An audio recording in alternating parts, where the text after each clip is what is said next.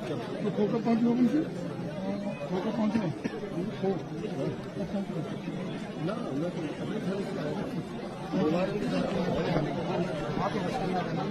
अच्छा वो रास्ता का तो कैसे निकल गए यार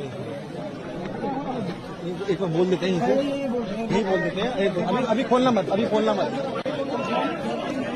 ये कैमरे में अंदर तो अरे नहीं भाई भैया एक पड़ जाइए ऐसा रुक जाओ बोलिए अंदर ही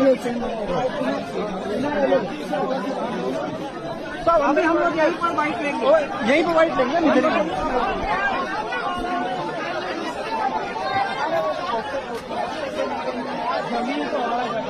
अरे जमील भाई खुलेगा काम है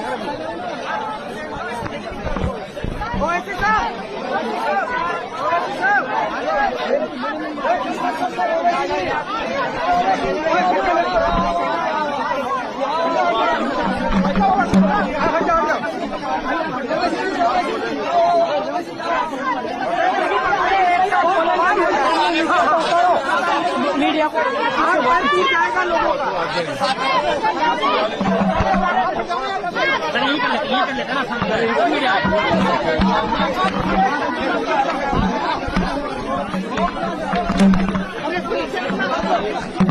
ठीक है बोले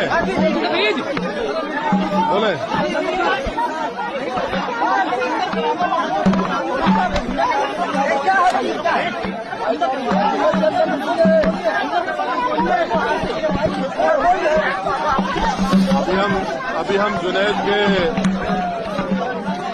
के घर को आए हैं। उनके परिवार वालों से मुलाकात किए और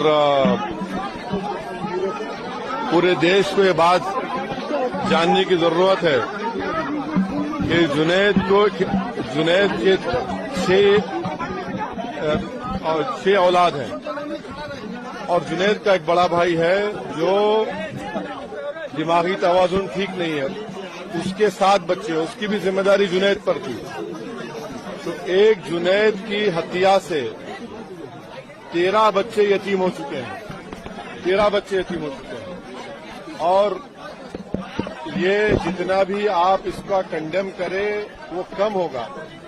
और अफसोस की बात यह है कि राजस्थान की जो पुलिस है और हरियाणा की पुलिस वो इन तमाम गुंडों को, क्रिमिनल्स को, टेररिस्ट को खुली छूट दे दी है कि वो आते हैं मेवात में और लोगों को मारते हैं, पीटते हैं, उनको उठाकर लेकर जाते हैं।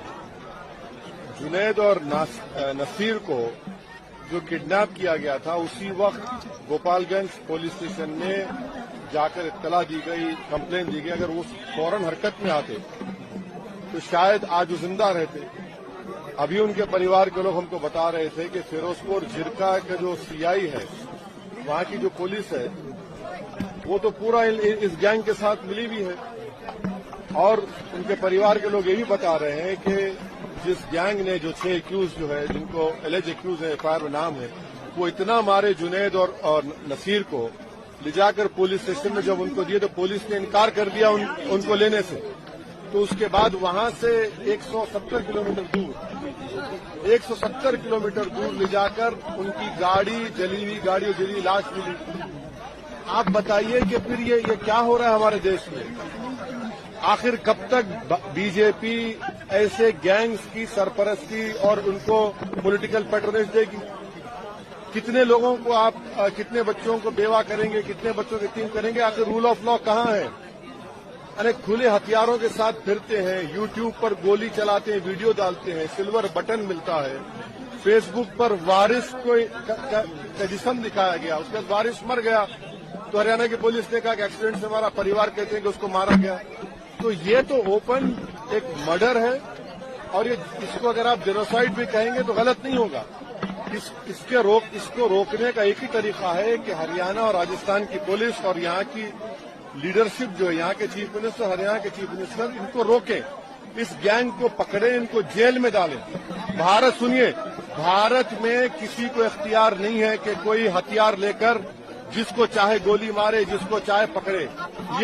ये विजिलेंटीज है ये विजिलेंटीज हैं जिनको खत्म करना जरूरी है, वरना रूल ऑफ लॉ खत्म हो जाएगा, अदालत को ताला डालना पड़ेगा, पुलिस को रिटायर करना पड़ेगा अगर नहीं रुका जाएगा तो।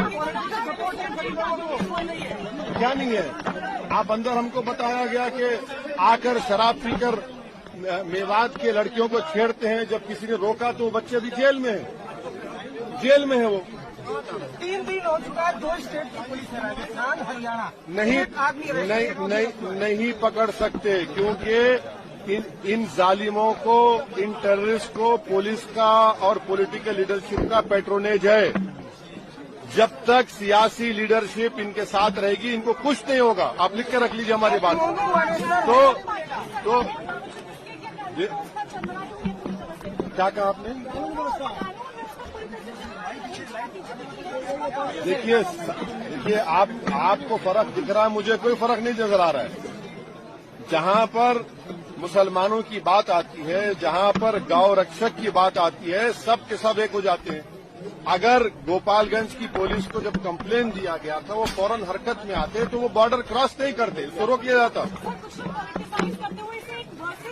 अरे सुनिए, ये उसको पॉलिटिसाइज वही लोग कर सकते हैं जिनमें इंसानियत मर चुकी है।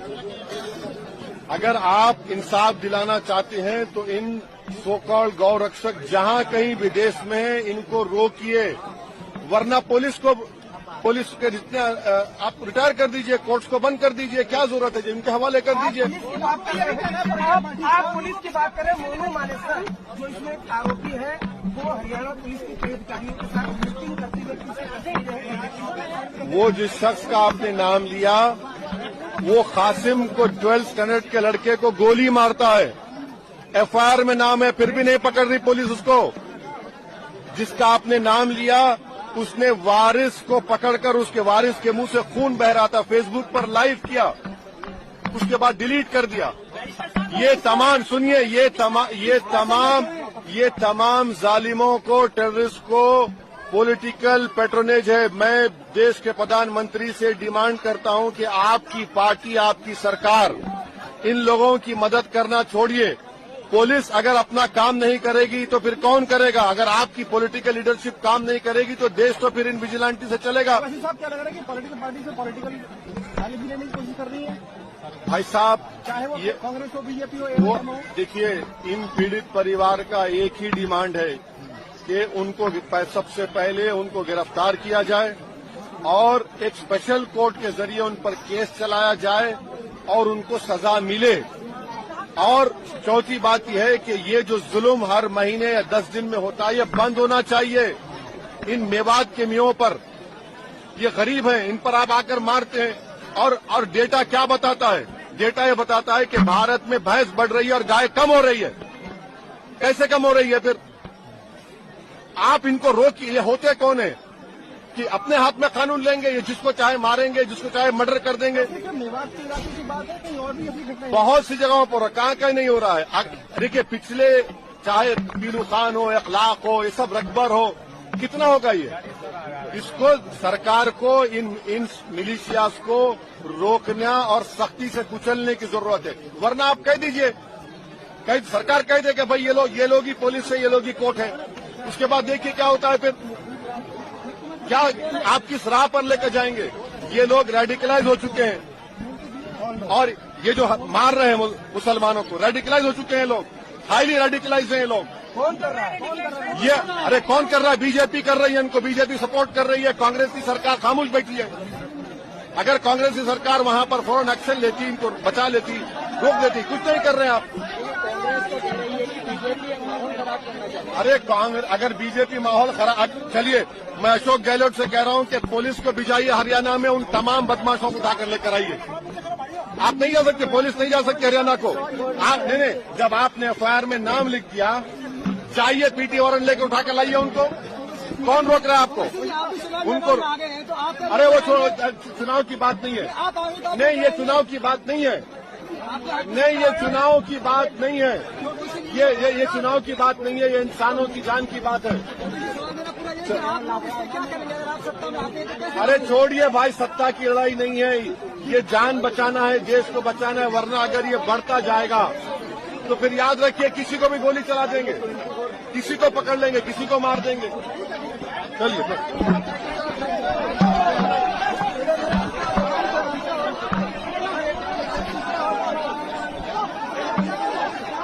अरे विमल जी, हटो हटो हटो हटो